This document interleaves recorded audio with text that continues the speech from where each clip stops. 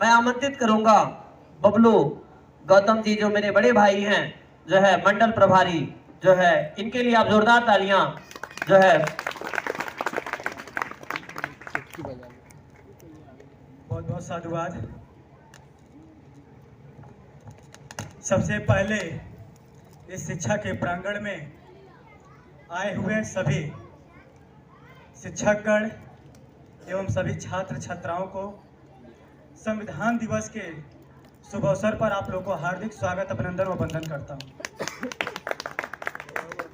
देखिए, मैं ज़्यादा कुछ तो नहीं कहूँगा, लेकिन कुछ बहुत जरूर कहूँगा। देखिए, आज भारत के संविधान दिवस 26 जनवरी को हम लोग मना रहे हैं। क्यों मना रहे हैं? सभी छात्र छात्राओं को मैं अपनी तरफ आकर्षित करना चाहता हूं। थोड़ा आप लोग ध्यान मेरे तरफ दीजिएगा। आज ही के दिन बाबा साहब डॉक्टर भीमराव अंबेडकर जी ने संविधान को तैयार कर दिए थे।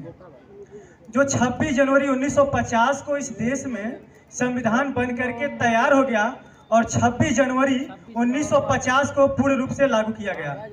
लेकिन 26 नवंबर 1949 को संविधान तैयार हो गया था और 26 जनवरी 1950 को संविधान को पूर्ण रूप से लागू कर दिया गया। लेकिन संविधान नाम क्यों पड़ा?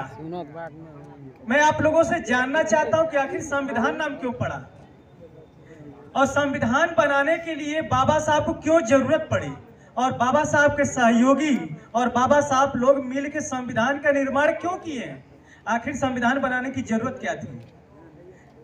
जिससे पहले भी तो मेरे देश में एक कानून चलती थी, शायद आप लोग को सबको जानकारी होगा, लेकिन उस कानून के बारे में मैं नहीं बताऊंगा, आप लोग खुद पढ़ लीजिएगा।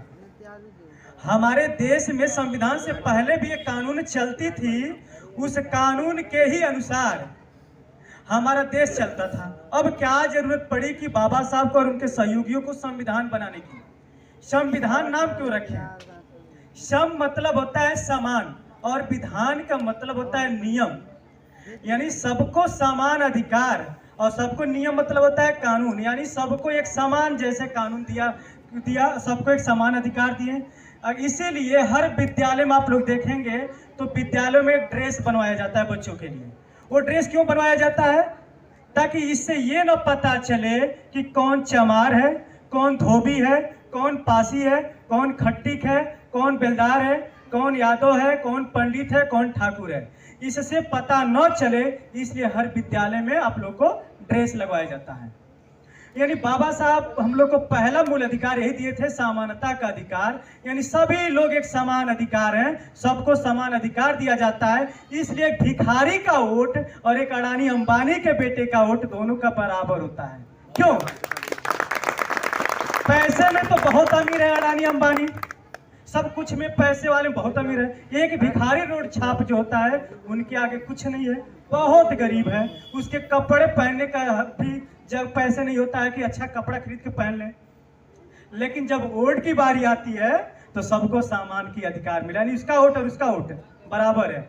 यह है संविधान की ताकत, इसलिए हम लोग संविधान को मानते हैं।